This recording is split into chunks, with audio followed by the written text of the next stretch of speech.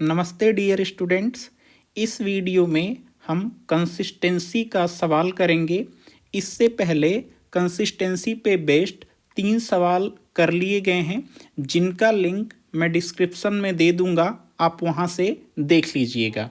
उसके बाद इस सवाल को देखिए, सिद्ध कीजिए कि समीकरण निकाय, यहाँ पर आपको 3 इक्वेशन दी गई है, इसका कोई हल नहीं है, अर्थात नो सॉल्यूशन, इसका कोई हल नहीं है। तो इसको सिद्ध करने के लिए आपको क्या सिद्ध करना होता है कि रैंक ऑफ ऑगमेंट मैट्रिक्स को ए कोलोन बी से डिनोट करते हैं, ये not equal to rank of coefficient matrix A. ये कोफिशिएंट मैट्रिक्स क्या है या ऑगमेंट मैट्रिक्स क्या है, कैसे बनाते हैं वो हम देखते हैं। और इसका क्या अर्थ है कि जब ये दोनों बराबर नहीं होते हैं तो इसका कोई हल नहीं होता है, नो सॉल्यूशन। ठीक है, इसकी मीनिंग भी हम देखेंगे। तो आइए पहले यहाँ से जो सिस्टम ऑफ इक्वेशन 3 दी गई है, इसको हम कॉपी कर लेते हैं और इसको सबसे पहले हम मैट्रिक्स फॉर्म में लिख लेते हैं। Just a second, let me copy. तो मुझे इन तीनों इक्वेशन को कॉपी कर लेने दीजिए, राइट। Just a second. तो हमने ये 3 इक्वेशन कॉपी कर ली है, राइट।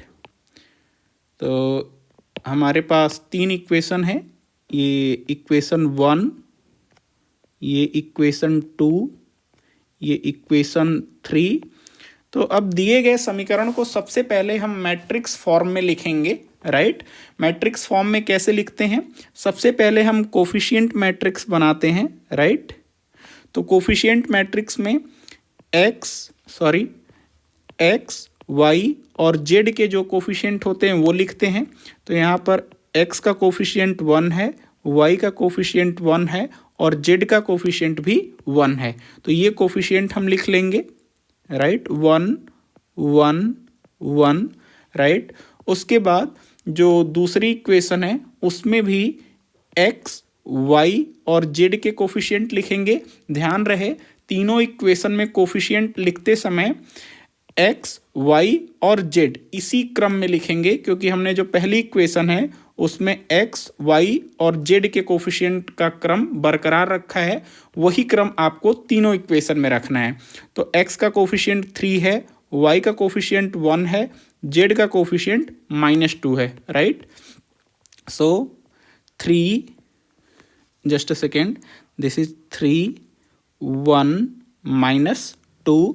ठीक इसी प्रकार से जो तीसरी इक्वेशन है, एक्स का कोफिशिएंट 2 है, वाई का कोफिशिएंट 4 है, जेड का कोफिशिएंट 7 है। तो 2 4 7, राइट, 2 4 7। उसके बाद ये जो हमने मैट्रिक्स बनाई है इसको कहते हैं मैट्रिक्स ऑफ कोफिशिएंट, गुणांकों का अवयव।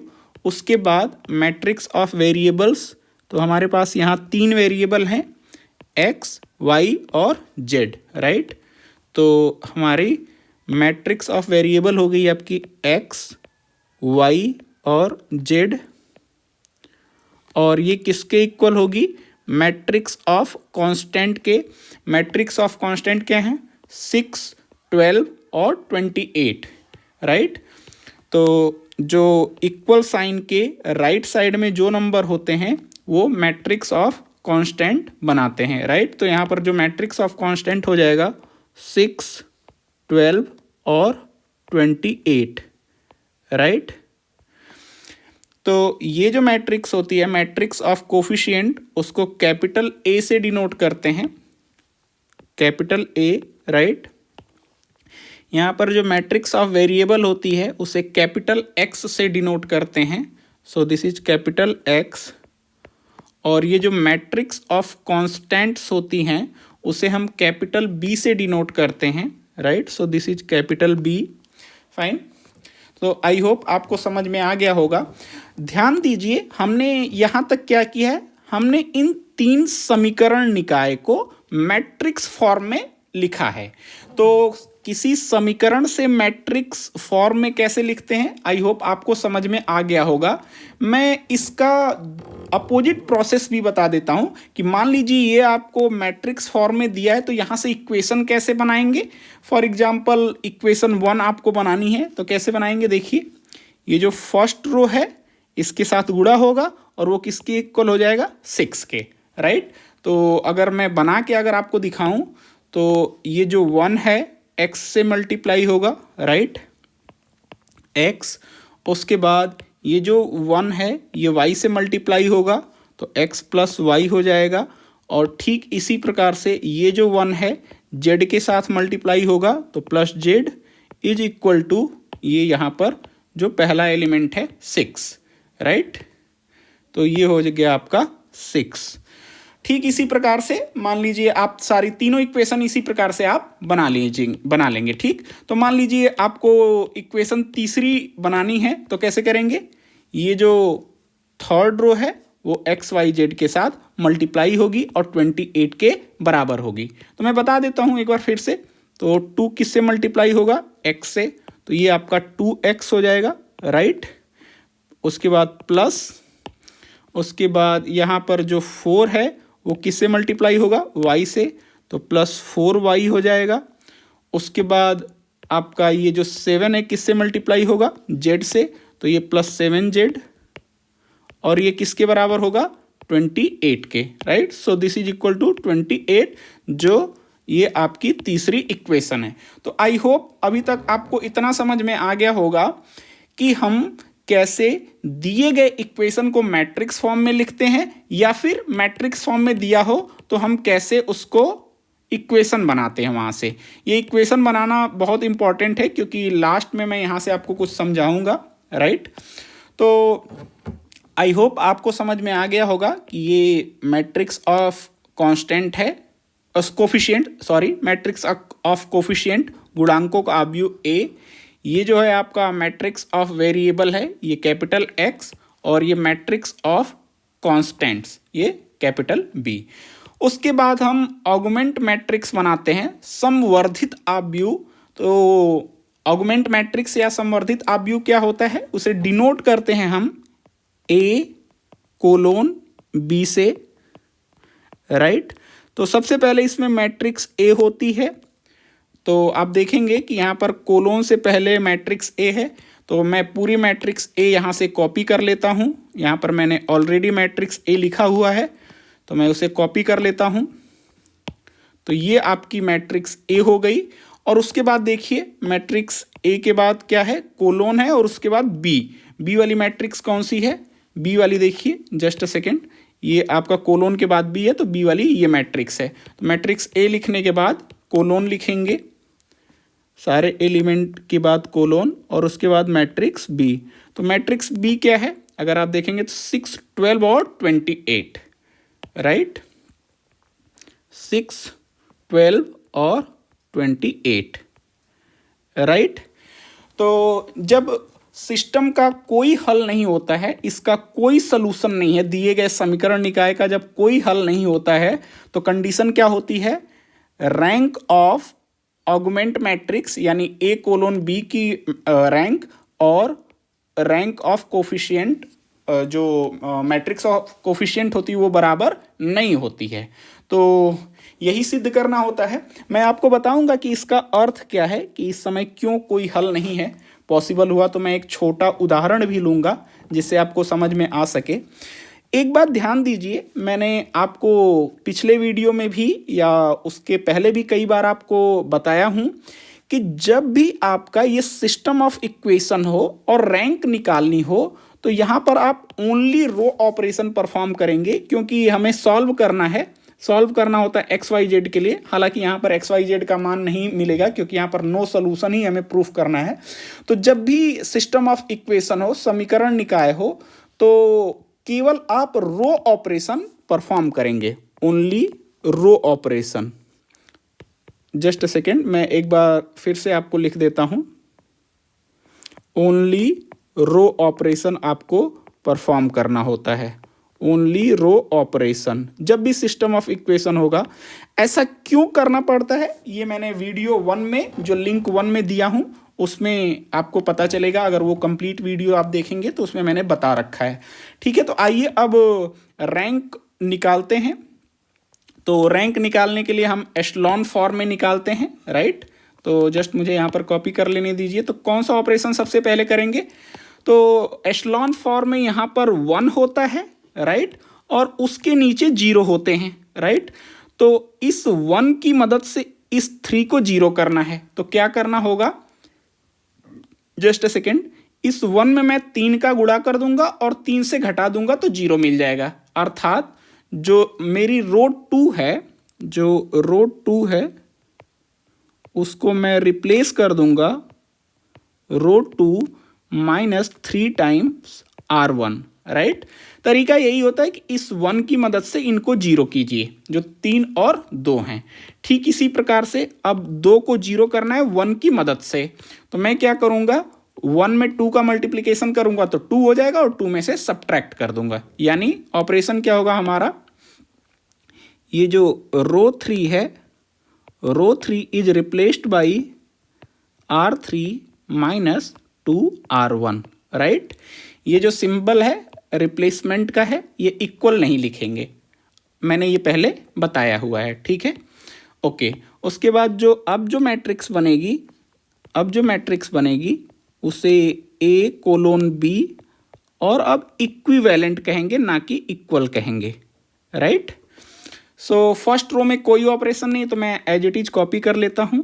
तो ये हो गया 1 1 1 कोलोन 6, राइट। उसके बाद जो रो 2 है, देखिए, तो रो 2 को हमें क्या करना है, रिप्लेस करना है। सबसे पहले रो 1 में 3 से गुणा कर देना है और फिर R2 से घटा देना है, ये वाला ऑपरेशन, राइट।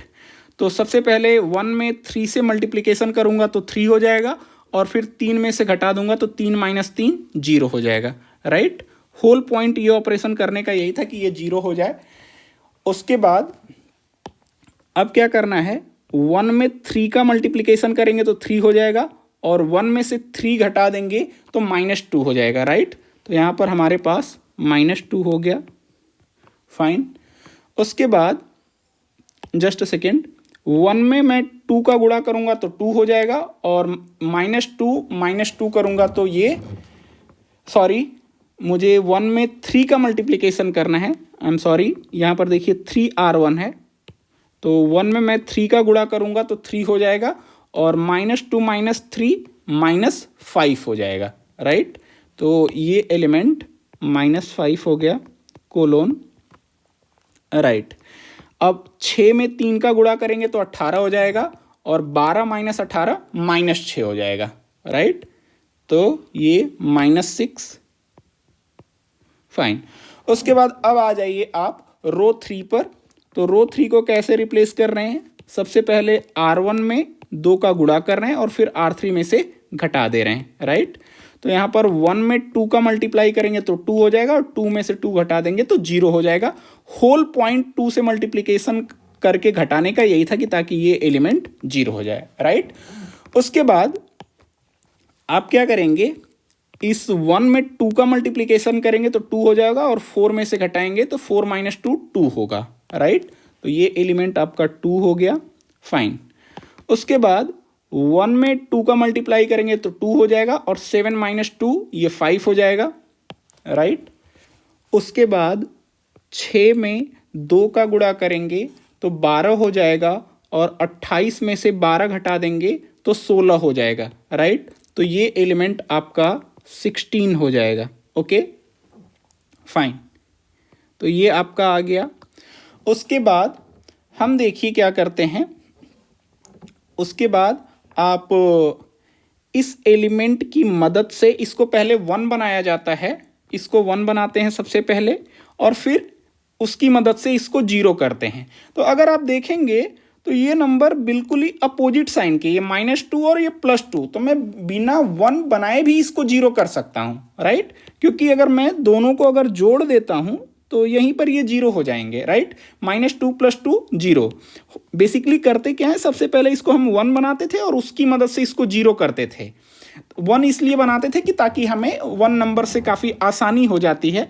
जैसे यहाँ पर 3 को 0 करना है 1 की मदद से, तो मैं 3 से गुणा करके घटा देता हूँ। लेकिन यहाँ पर तो ऐसी कोई प्रॉब्लम नहीं है, नंबर सेम है -2 और ये +2, तो मुझे साफ साफ दिख रहा है कि मैं इनको ऐड करके 0 में कर सकता हूँ, राइट। आई होप आपको समझ में आ रहा होगा। तो मैं यहाँ पर डायरेक्टली एक ऑपरेशन परफॉर्म कर रहा हूँ, R3 is replaced by R3 + R2, right, R3 + R2। तो R1 पर कोई ऑपरेशन परफॉर्म नहीं हुआ है और ना ही R2 पे, तो वे सेम रहेंगे। तो A:B, अब इक्वल नहीं, इक्विवेलेंट, राइट। तो ये होगा 1 1 1 6, just a second, this is 6।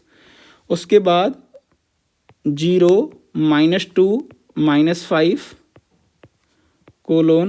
-6। अब R3 में R2 को ऐड करना है, इन दोनों को ऐड करके R3 के जगह लिख देना है, यानी रो 3 के स्थान पर। तो 0 + 0 ये 0 ही होगा, एक बार 0 होने के बाद कोई चेंज नहीं होता, तो ये 0 हो जाएगा। ये भी 0 हो जाएगा क्योंकि -2 + 2 0 हो जाएगा, राइट। उसके बाद -5 और +5 ये भी 0 हो जाएगा। So this is equal to 0। और यहाँ पर मुझे क्या मिलेगा, यहाँ पर -6 और 16, ये आपको 10 मिलेगा, right. So this is equal to 10। Okay, I hope आपको समझ में आ रहा होगा। अब यहाँ से अगर आप देखेंगे तो हमारे पास सबसे पहले आप बताइए rank of, just a second, rank of augment matrix A:B क्या है। अगर आप देखेंगे तो इसमें हम एशलॉन फॉर्म में क्या देखते हैं, जस्ट अ सेकेंड, मैं इसे एशलॉन फॉर्म में कन्वर्ट कर लेता हूं। तो एशलॉन फॉर्म में कन्वर्ट करने के लिए क्या करते हैं, ये जो यहाँ पर -2 है इसको 1 करते हैं। तो मैं रो 2 को, जस्ट अ सेकेंड, मैं रो 2 को -2 से डिवाइड कर दूंगा। तो जस्ट अ सेकेंड, मुझे इसे कॉपी कर लेने दीजिए अगले पेज पर, प्लीज वेट। यहाँ पर मैं कॉपी कर लिया इसको, ओके। उसके बाद यहाँ पर देखिए मैं क्या ऑपरेशन परफॉर्म करूँगा, row 2 is replaced by R2 divided by -2, right. Whole point ये है कि ये 1 बन जाए, जो एशलॉन फॉर्म में होता है, standard echelon form, okay. Otherwise यहाँ से भी हम आंसर कर सकते हैं, बट मैं प्रॉपर तरीके से आपको कंप्लीट करा रहा हूँ क्वेश्चन, ओके। तो यहाँ पर A:B यानी ऑगमेंट मैट्रिक्स इक्विवेलेंट टू रो 1 पे कोई ऑपरेशन नहीं है, तो ये 1 1 1 6, राइट। और ये हो गया 0, -2 डिवाइड बाई -2 ये 1 हो जाएगा, राइट। और यहाँ पर -5 डिवाइड बाई -2 ये 5/2 हो जाएगा, ये 5/2 हो जाएगा। और यहाँ पर -6/-2 ये 3 हो जाएगा, राइट। और रो 3 में हमने कोई ऑपरेशन नहीं किया है, तो वो एज इट इज रहेगा 0 0 0 10, राइट। अब यहाँ पर आप रैंक ऑफ ऑगमेंट मैट्रिक्स बताइए क्या होगी, A:B रैंक इसकी क्या होगी, यानी इस पूरे मैट्रिक्स, बड़े वाले मैट्रिक्स की रैंक क्या होगी। तो एशलॉन फॉर्म में जो रैंक होती है वो क्या होती है, नंबर ऑफ नॉन जीरो रो, अशून्य पंक्तियों की संख्या। तो देखिए पहली पंक्ति अशून्य है, दूसरी पंक्ति अशून्य है और तीसरी पंक्ति भी अशून्य है। अशून्य पंक्ति का मतलब कम से कम एक एलिमेंट 0 न हो, अशून्य न हो। तो अगर आप तीसरी पंक्ति में देखेंगे बड़े वाले मैट्रिक्स में, क्यों, क्योंकि हम A:B यानी ऑगमेंट मैट्रिक्स की रैंक निकाल रहे हैं, तो तीनों रो नॉन जीरो है। आई एम सॉरी, जो बड़े मैट्रिक्स में देखेंगे तो तीनों रो नॉन जीरो है, यानी रैंक ऑफ A:B ये 3 हो गई, राइट। अब आपको रैंक निकालनी होती है रैंक ऑफ ए क्या है?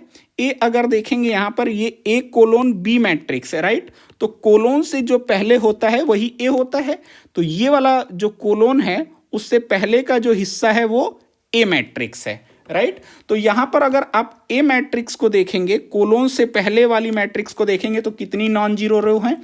तो पहली देखिए, पहली तो नॉन जीरो रो है, एक हो गया अशून्य, दूसरी पंक्ति भी अशून्य है, लेकिन तीसरी पंक्ति देखिए पूरी की पूरी शून्य है, क्योंकि ए वाला जो अंदर वाला मैट्रिक्स है उसमें 3 एलिमेंट है तीसरी रो में, ये भी जीरो, ये भी जीरो, ये भी जीरो, तो यहां पर केवल 2 पंक्ति अशून्य है ए में, तो इसलिए रैंक ऑफ ए क्या हो जाएगी? ये 2 हो जाएगी, राइट? तो यहां से आप क्या देखते हैं, just a second, let me remove all these. तो यहां से आपने क्या प्रूफ कर लिया?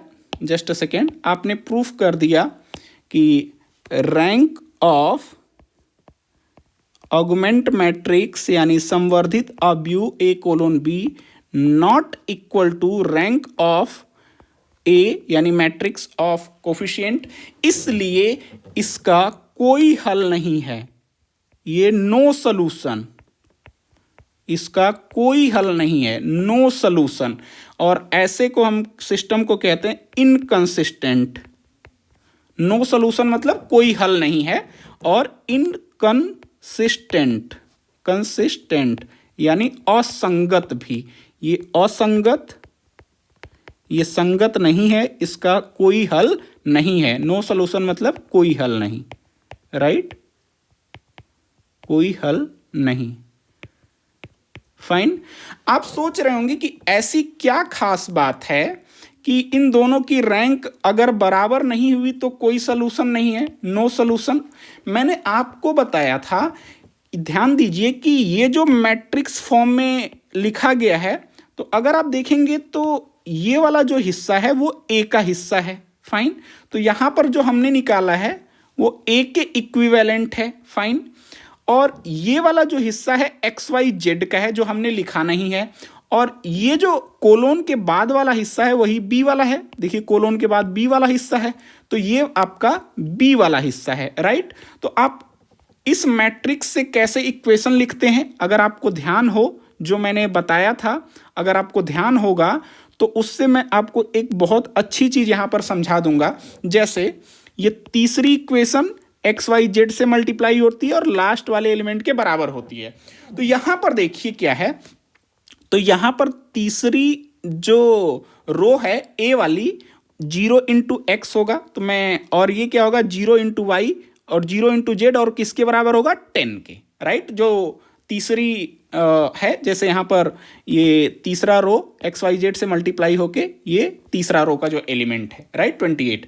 तो यहां पर ठीक इसी प्रकार से क्या होगा, देखिए जस्ट अ सेकेंड, यहां से अगर आप मैट्रिक्स को, ये जो मैट्रिक्स फॉर्म है इसको अगर इक्वेशन में कन्वर्ट करेंगे तो क्या होगा 0 इंटू एक्स, ये जो है यहां से देखिए ये 0 इंटू एक्स, तो मैं यहां पर लिख रहा हूं इसको 0 इंटू एक्स प्लस ये क्या होगा, उसके बाद ये y का कोफिशिएंट होता तो प्लस 0 इंटू वाई प्लस ये क्या होगा 0 into Z plus 0 into Z, और बराबर किसके होगा, ये 10 के, ये जो 10 है, राइट? क्योंकि ये तीसरी इक्वेशन है तो ये 10 के।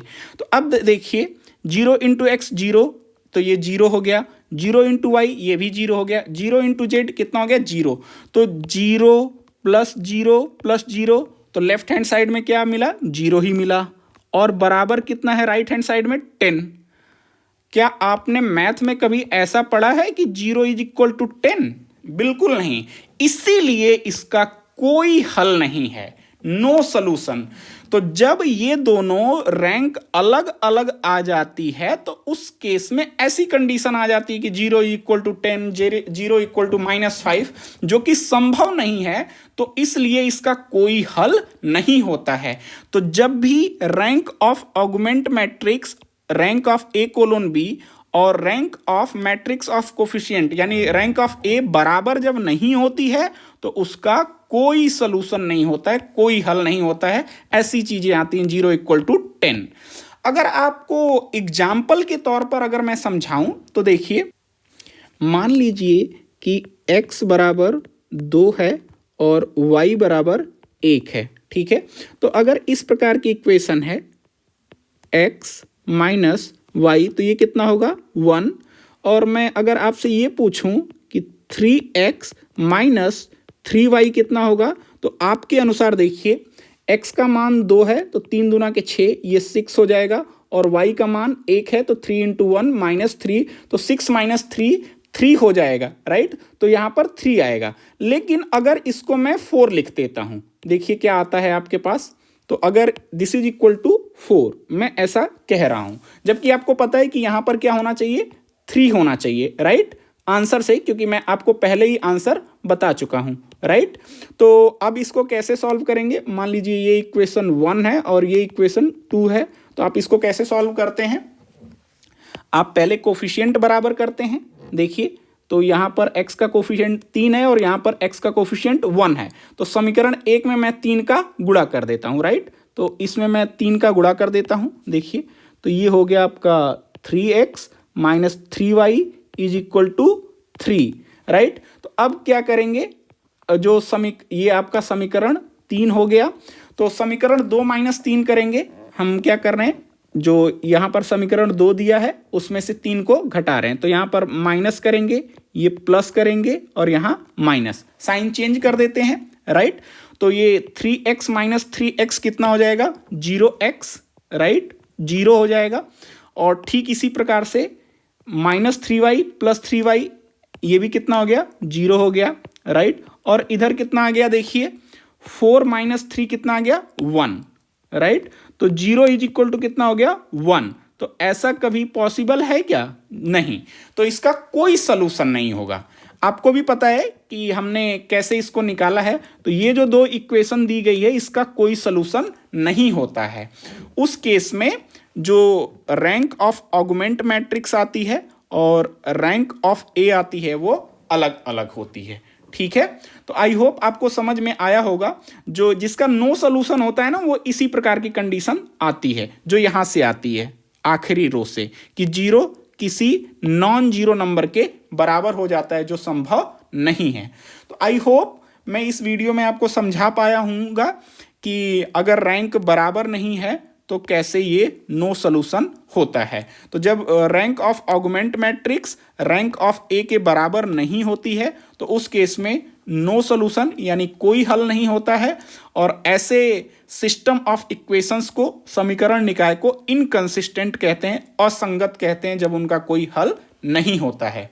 तो आइए, जो लास्ट 4 वीडियो में हमने पढ़ा है उसकी समरी मैं आपको यहाँ पर बता देता हूँ। तो अगर rank of augment matrix rank of A के बराबर आ जाए, राइट, और वो नंबर ऑफ वेरिएबल्स के भी आ जाए, राइट, मान लीजिए 3 वेरिएबल का इक्वेशन है और 3 के बराबर आ जाए, उस केस में यूनिक सॉल्यूशन होता है, राइट। और यदि रैंक ऑफ ऑगमेंट मैट्रिक्स यानी ए कोलोन बी और रैंक ऑफ ए तो बराबर आए लेकिन जो नंबर ऑफ वेरिएबल है उनसे कम हो, तो उस केस में इनफाइनाइट सॉल्यूशन होता है, राइट, अनंत हल होते हैं, राइट। और जब आज की वीडियो में जो हमने देखा कि अगर रैंक ऑफ ऑगमेंट मैट्रिक्स यानी ए कोलोन बी और रैंक ऑफ ए अगर बराबर नहीं है, उस केस में नो सॉल्यूशन होता है, कोई हल नहीं होता है, ठीक। तो ये जो पहली दो कंडीशन है, यहां पर देखिए, जब ये दोनों कंडीशन कि rank of augment matrix rank of A के बराबर आ जाए, जो पहली दोनों कंडीशन है, इन दोनों कंडीशन में सॉल्यूशन एग्जिस्ट करता है। अगर ये रैंक जो है नंबर ऑफ वेरिएबल के बराबर हो गई तो यूनिक सॉल्यूशन, और अगर रैंक जो है नंबर ऑफ वेरिएबल से छोटी हो गई तो इनफाइनाइट सॉल्यूशन। इस प्रकार के सिस्टम को जिसमें कि सॉल्यूशन मिलता है उसे हम कहते हैं कंसिस्टेंट, राइट, उसे हम कहेंगे कंसिस्टेंट यानी संगत, उसे हम कहते हैं संगत, राइट। और जब ये रैंक ऑफ ऑगमेंट मैट्रिक्स और रैंक ऑफ ए बराबर नहीं होती है, उसका कोई हल नहीं होता है, उसको हम कहते हैं इनकंसिस्टेंट, राइट, असंगत, इसका कोई हल नहीं होता है। इस केस में यही आपका आता है 0 इज इक्वल टू 10 या 0 इक्वल टू कोई नॉन जीरो नंबर। तो कंसिस्टेंसी का जो सवाल था वो मैंने आपको पूरा समझा दिया है पिछले 4 वीडियो में, राइट। अगले वीडियो में मैं आपको बताऊंगा, यहां पर देखिए एक नया सवाल है, लैम्डा और म्यू जो पैरामीटर है। तो यहां पर देखिए, यहां पर लैम्डा और यहां पर म्यू है, इसके किस मान के लिए इसकी क्या कंडीशन है कि ये यूनिक सोल्यूशन हो जाए। यही वाली कंडीशन होगी कि ये rank of augment matrix rank of A के बराबर हो जाए और कितनी हो जाए 3, यानी जो नंबर ऑफ वेरिएबल यहां पर 3 है एक्स वाई जेड, तो वो 3 के बराबर हो जाएगी, तो वो देखेंगे। ऐसी क्या कंडीशन है कि ये इनफाइनाइट सोल्यूशन हो जाए। उस केस में क्या होगी, rank of A colon B is same as rank of A तो होगी, लेकिन वो 3 से कम होगी। यहां पर 3 वेरिएबल है तो 3 से कम होगी, उसके लिए कंडीशन देखेंगे। और नो सोल्यूशन, इसका अर्थ है कि यहां पर ऑगमेंट मैट्रिक्स की रैंक जो मैट्रिक्स ऑफ कोफिशिएंट है रैंक ऑफ 1 से अलग होगी। तो इस कंडीशन के लिए हम लैम्डा और म्यू का मान देखेंगे।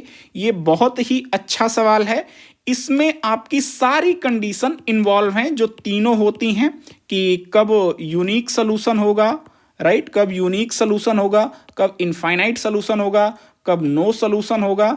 इन दोनों कंडीशन को कहते हैं कंसिस्टेंट, जो हल हो जाते हैं उनको कंसिस्टेंट कहते हैं, जिसमें कोई हल नहीं होता उसे इनकंसिस्टेंट। तो ये सवाल अगले वीडियो में देखेंगे।